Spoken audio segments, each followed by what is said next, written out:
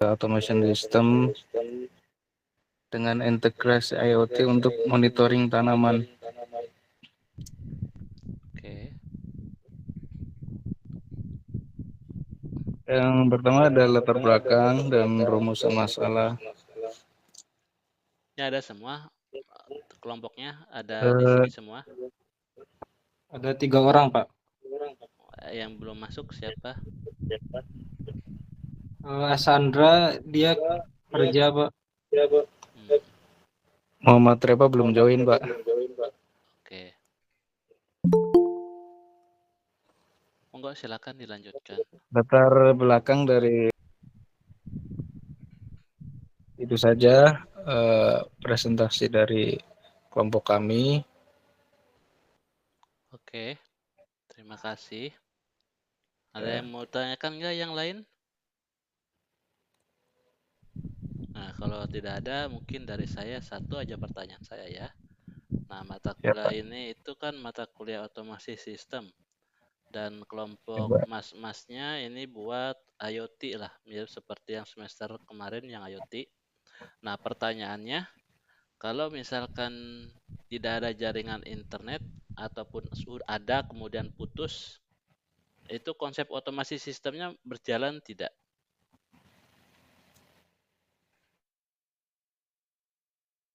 Apa mesti harus ada internet jaringan?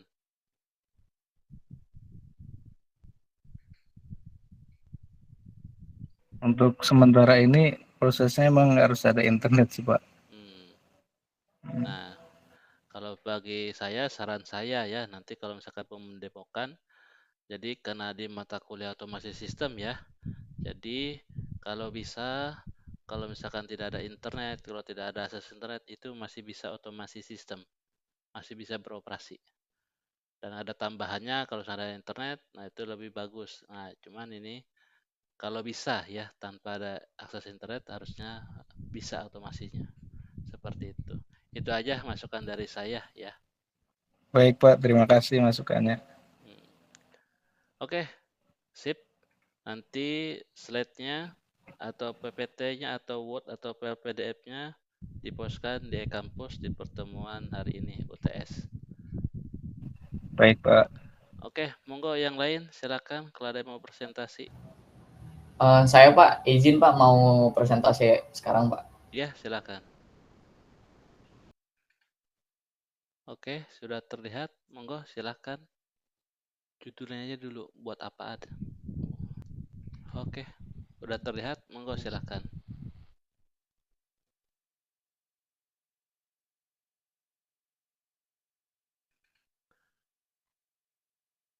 Ada 3 orang. Ada semua online tiga-tiganya hari ini? Hadir Pak. Hadir tiga-tiganya ada Pak. Sebentar ya Pak. Oke.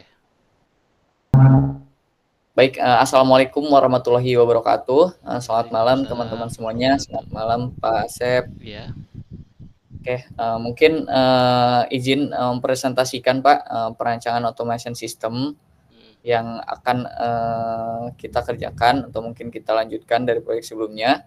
Nah, untuk perancangan automation system kali ini, saya akan membuat sebuah sistem di mana itu alat untuk pemantauan suhu dan kelembapan otomatis, namun dengan sistem kontrol kipas angin atau mungkin bisa ditambah nanti ke sebuah relay secara otomatis tentunya Pak.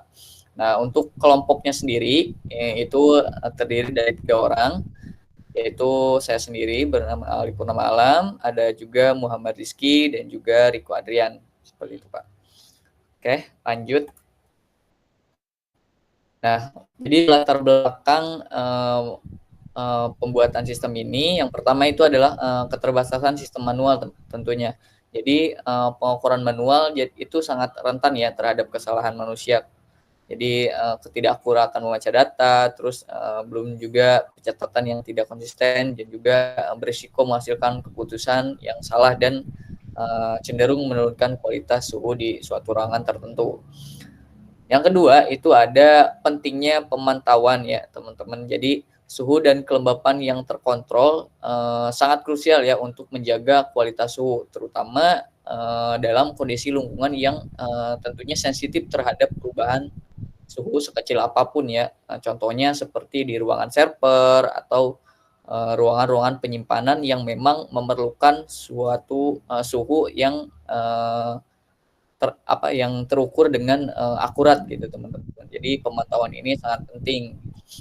Yang ketiga itu solusi alternatif automation. Jadi sistem Untuk komponen sistem yang digunakan pada kasus kali ini itu pertama ada sensor DHT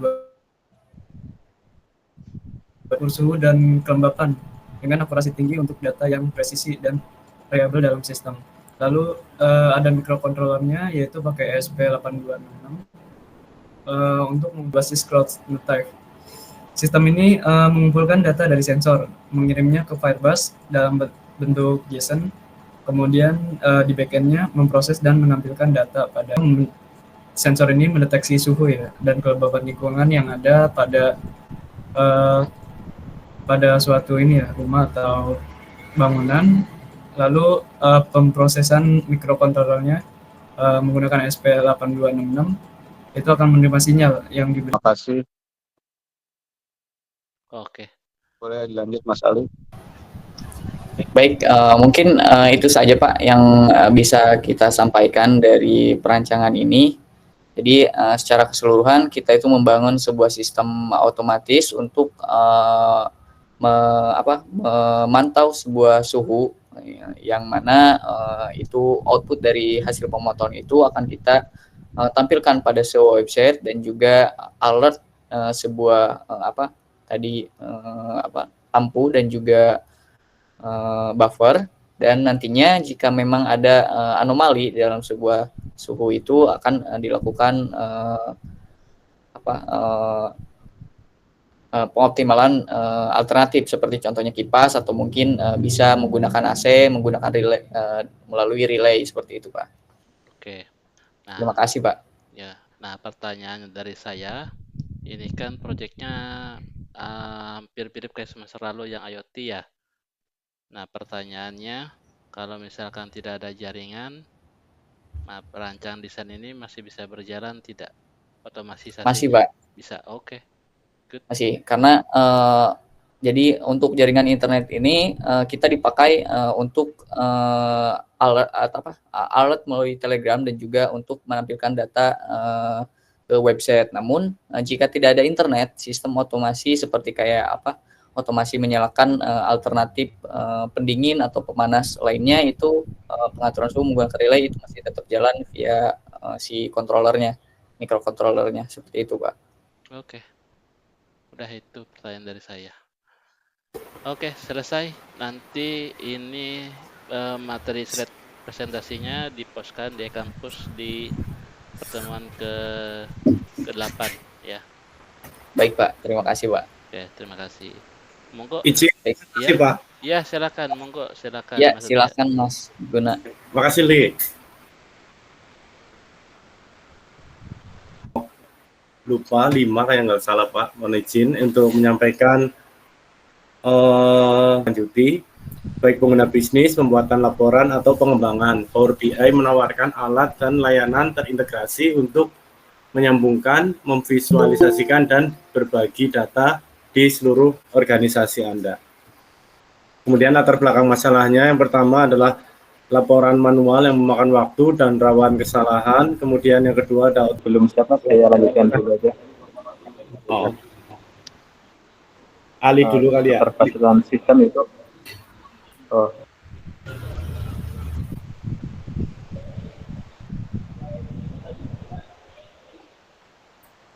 Sebentar. Jadi ada keterbatasan sistem butuh konfigurasi dan pemeliharaan RPA, kemudian tergantung koneksi dan sumber data, dan biaya lisensi software. Neng, tolong Neng. Iya, kesimpulannya Mas Ali. Sistem otomatisasi berbasis RPA dan Power BI meningkatkan efisiensi.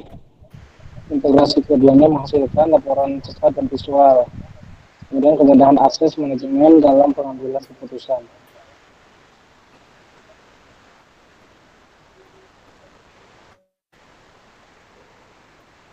Ya, Kemudian ini izin Pak tampilan UiPath Studio community-nya.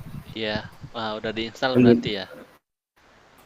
Sudah Pak, kita ya masih proses pengembangan tapi sudah. Iya, nggak apa-apa. Oke, siap. Kemudian ini dilanjutkan izin ada 24 slide Pak. Mas Dwi udah siap belum ya? Atau Ali lanjut boleh Mas Dwi untuk membacakan. Tapi secara garis besarnya seperti ini Pak, izin menyampaikan Pak. Oke. Dilanjutkan ini tampilan visual Power BI untuk tampilan Power BI desktop-nya. Kemudian ini juga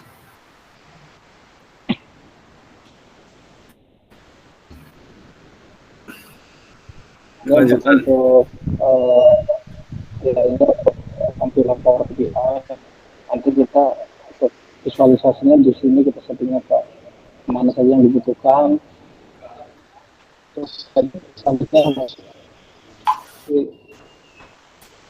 nanti di sini kita tinggal direct aja datanya yang di situ di SQL Server. Oke. Terima kasih Pak. Oke. Sekian presentasi dari kami. Oke. Silakan. Nah, saya tanya untuk yang ini berarti kan otomasinya menggunakan RPA ya? Siap Pak, betul Pak. Apakah butuh biaya tidak? Mas Ali sebagai tim leadernya mohon dijawab. Monggo. Kalau kemarin kita bikin IoT kan perlu biaya kan beli alat-alat ya? Betul Pak. Nah, sekarang yang RPA, nah project RPA khususnya ya di otomasi sistem, apakah perlu biaya tidak? Untuk softwarenya robotnya berbayar Pak. Nah, tapi kan bisa yang gratis Untuk kan? yang ya bisa, cuma ada keterbatasan fitur Pak. Jadi yang sekarang dipakai yang di tempat saya kerja itu menggunakan yang berbayar Pak. Oh di PT-nya berarti udah pakai RPA ya? Iya Pak, sudah. Untuk reporting daily, weekly, sama monthly itu udah pakai RPA Pak. Oh mantap. Fitur apa yang nggak ada yang di gratis harus berbayar itu fitur apa? Untuk sampai sananya saya masih ini Pak, belum begitu detailnya Pak, karena kemarin masih di Oke. Gak apa-apa nanti kan. Oke, nanti kan dicoba ini untuk proyeknya seperti apa, nanti kan kelihatan apakah perlu berbayar. Nah, setahu saya Siap, sih, Pak. ya. Nah, setahu saya sih selama itu apa tidak perlu dienkapsulasi menjadi installer, aman.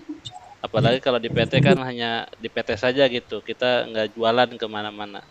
Harusnya yang gratis juga bisa. Dan enaknya, dan untuk otomasi sistem ini beda Mas IoT, makanya IoT kemarin berkelompoknya lebih banyak, bisa lebih dari 6 orang atau lebih dari 5 orang, karena kan perlu biaya. Dan di RPA nggak ada biaya harusnya sih, cuman buat software aja, khususnya yang RPA ya. Siapa? Iya Pak. Oke, sip Mas Satria dan kelompoknya. Ya. Nanti slide materinya dipostkan di e-kampus di pertemuan ke-8 ini. Ya, Terima kasih Pak. sama-sama. Terima kasih rekan-rekan. Oke, sama-sama.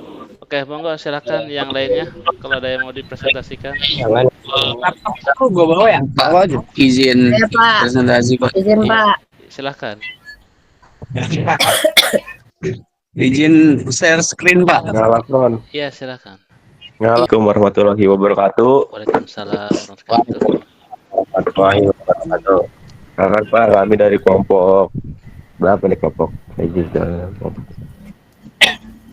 Ingin mempresentasikan proyek kami Pak, bernama sistem otomasi berbasis RFID. Ini pintu Pak, yang terdiri dari Ari Mipta Budiman, Nova, Fadila Hadeliani Putri, Restu, sama saya Pak Ridwan Ahri.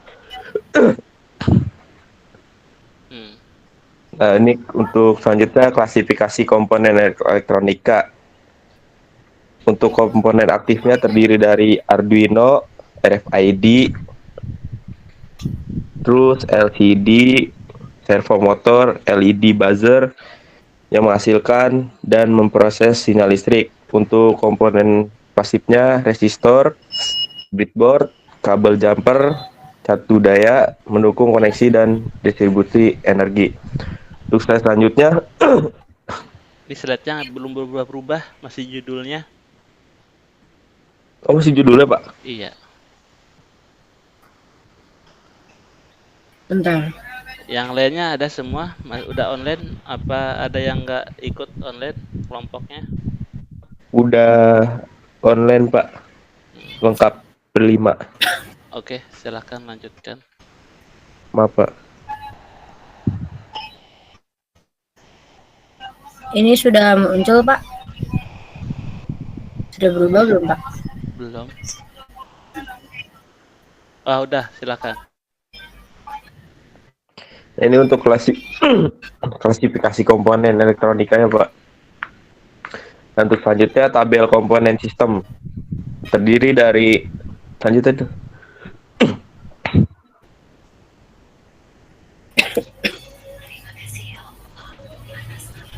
Nah ini untuk tabel komponen sistemnya Pak, terdiri dari 6 komponen. Untuk yang pertama Arduino Uno-nya yang R3 aktif berfungsi untuk proses pusat pemrosesan data dan kontrol utama. Untuk yang kedua RFID RC522 jenisnya aktif, untuk fungsinya sensor pembaca UID, kartu, dan tag RFID. Untuk yang ketiga LCD 16x2 atau 12 ya. Itu jenis aktif, fungsinya menampilkan status sistem. Untuk selanjutnya yang keempat servo motor SG90 jenisnya aktif, fungsinya menggerakkan kunci pintu mekanik. Untuk yang kelima LED dan buzzer jenisnya aktif, untuk fungsinya indikator visual dan audio. Untuk yang terakhir resistor 20 ohm jenisnya pasif, fungsinya untuk pembatas arus untuk LED agar tidak meledak. Oke. Untuk slide selanjutnya akan dijelaskan oleh Mbak Nova. Go, silakan. Selanjutnya, model mekanika. Bagian mekanik ini berfungsi untuk mengubah sinyal listrik hasil autentikasi RFID menjadi gerakan fisik pada sistem pengunci pintu. Mekanisme ini diatur oleh servo motor SG90 yang berperan membuka dan menutup kait pintu secara otomatis. Kemudian komponennya yang pertama, miniatur pintu atau mock-up-nya. Cara kerjanya itu kartu RFID valid ditempelkan. Sensor membaca identitas pengguna. Yang kedua, Arduino memproses. Mikrokontroler mengirim sinyal PWM ke servo. Yang ketiga, servo berputar. Motor memutar kurang lebih 90 derajat untuk membuka kunci. Kemudian, kunci tertutup kembali setelah 3 detik, servo kembali ke posisi semula. Selanjutnya, struktur sistem otomasi. Arduino Uno bertindak sebagai Central Control Unit yang memproses input RFID dan mengatur semua komponen output melalui berbagai protokol sinyal.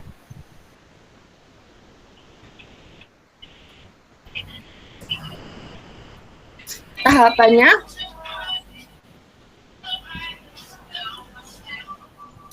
input komponen RFID RC522 berfungsi membaca UID kartu dengan jenis sinyal digital SPI. Kemudian tahap prosesnya, komponen Arduino Uno R3 berfungsi untuk mengontrol logika sistem. Jenis sinyalnya digital. Kemudian tahap output pertama, Komponen LED hijau atau merah berfungsi untuk indikator status akses. Jenis sinyalnya digital. Kemudian output kedua, komponen buzzer berfungsi sebagai indikator suara. Jenis sinyal PWM. Kemudian output ketiga, komponen servomotor berfungsi untuk membuka atau menutup pintu. Jenis sinyal PWM. Kemudian output keempat, komponen LCD 16x2 berfungsi sebagai tampilan status. Jenis sinyalnya 12C.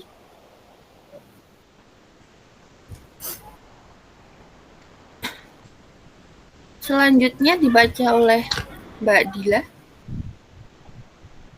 Silahkan lanjutkan. Selanjutnya yaitu ada alur logika otomasi. Sistem mengikuti logika bertingkat, yaitu membaca kartu, verifikasi UID, dan memberikan respon visual audio, serta mekanik sesuai status validasi. Di sini sebenarnya ada flowchart-nya.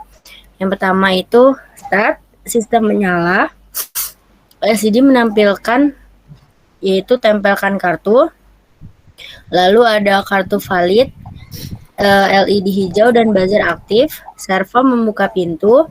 Kalau kartu tidak valid, LED merah dan buzzer aktif, pintu tetap terkunci. Mode standby-nya setelah 3 detik, sistem kembali menunggu kartu baru. Selanjutnya ada ADC, analog to digital converter. Itu Arduino Uno memiliki ADC internal 10 bit pada pin analog A0 sampai A5.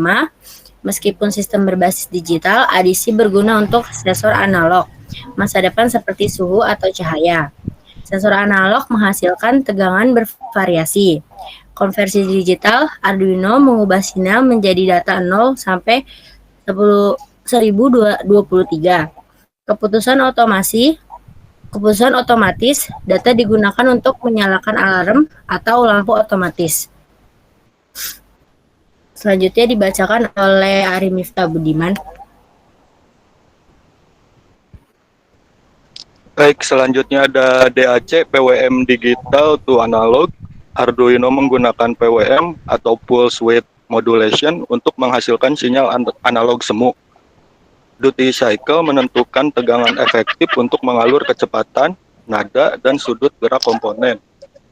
Di sini ada 3 poin, ada pulsa cepat. Arduino menghasilkan pulsa dengan variasi lebar duty cycle. Kemudian ada buzzer frekuensi, menghasilkan frekuensi suara berdasarkan PWM. Serta yang terakhir ada servo positioning, motor membaca lebar pulsa untuk menentukan posisi rotasi. Selanjutnya, selanjutnya ada integrasi sistem lengkap. Smart Door Lock menggunakan sensor RFID, microcontroller Arduino, aktuator mekanik, dan konvensi sinyal ADC atau PWM dalam suatu sistem otomasi yang kohesif dan mudah dikembangkan. Yang pertama ada input RFID RC522 membaca identitas kartu pengguna. Selanjutnya ada proses Arduino Uno memproses logika dan keputusan sistem. Selanjutnya ada konversi ADC atau PWM mengubah sinyal analog ke digital. Yang terakhir ada output aktuator, yaitu ada servo, LED, buzzer, LCD memberikan respon. Slide selanjutnya dibacakan oleh Mas Restu. Baik, di sini saya Restu akan melanjutkan membacakan presentasi. Untuk di slide ini kesimpulan dan pengembangan masa depan. Sistem Smart Door Lock berbasis RFID mendemonstrasikan penerapan otomasi sederhana namun fungsional. Dengan struktur modular, sistem dapat dikembangkan menjadi smart access control berbasis IoT dengan menambahkan node MCU atau Wi-Fi, modul untuk kontrol jarak jauh dan monitoring real time. Yang pertama ada fondasi solid, integrasi sempurna antara elektronika, mekanik, dan logika kontrol. Yang kedua IoT ready, siap berkembang menjadi sistem akses pintar berbasis cloud. Yang ketiga skalabilitas, mudah ditambah sensor dan fitur baru untuk aplikasi kompleks. Selanjutnya, ya mungkin terima kasih untuk presentasi ini. Oke, terima kasih. Nah, pertanyaannya ini kan bikin kayak semester yang lalu yang IoT. Nah, ini konsepnya kalau nggak ada jaringan, kalau nggak ada internet, masih bisa jalan? Bisa, Pak. Bisa Oke. jalan. Oke, sip. Nah, itu konsep otomasi sistemnya nanti bisa jalan. Oke, nanti slide materinya, PPT, PDF atau Word-nya dikirim ke kampus ya. Belum bayaran Tapi untuk namanya ada nggak di e-kampus di kelas ini? ada, Pak. Oh ya udah, aman. Oh iya, Pak. Makasih, Pak. Nah, cuman bedanya kalau belum bayaran itu nanti belum bisa upload. Nah, nanti kelompoknya siapa tuh perwakilan aja yang upload ke kampus. Oh iya, baik. Makasih, Pak. Iya, sama-sama. Jadi nggak semua ya Pak yang upload ya? Iya, salah satu aja. Perwakilan aja. Perwakilan aja. Terima kasih. Iya, sama-sama. Assalamualaikum warahmatullahi wabarakatuh. Waalaikumsalam warahmatullahi wabarakatuh. Oke, baik. Di saya Gufron Malik dan ditemani oleh beberapa teman saya, ada Khalid Wahyudi, Abdul Gofar, dan Febri Tri Arisakti. Di sini saya akan menjelaskan tentang perancangan untuk mata kuliah Automation System. Ada semua kelompoknya masuk online atau ada yang? Ada, Pak. Ada semua. Oke, lanjutkan. Ada online. Ini perancangan sistem monitoring kualitas udara indoor menggunakan microcontroller ESP32.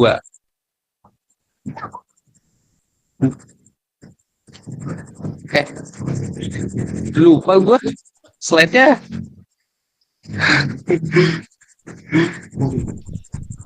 Suaranya nyala gak, Bang? Oke. Nyala, Fron. Oke, bisa dilanjut sama Bang Febri Tri Arisakti.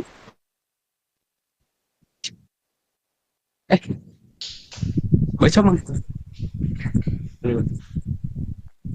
Oke, di sini latar belakang satu itu kan buat IoT ya? Iya, Pak, betul. Kalau misalkan nggak ada jaringan internet atau jaringan networknya masih bisa jalan nggak? Nggak bisa.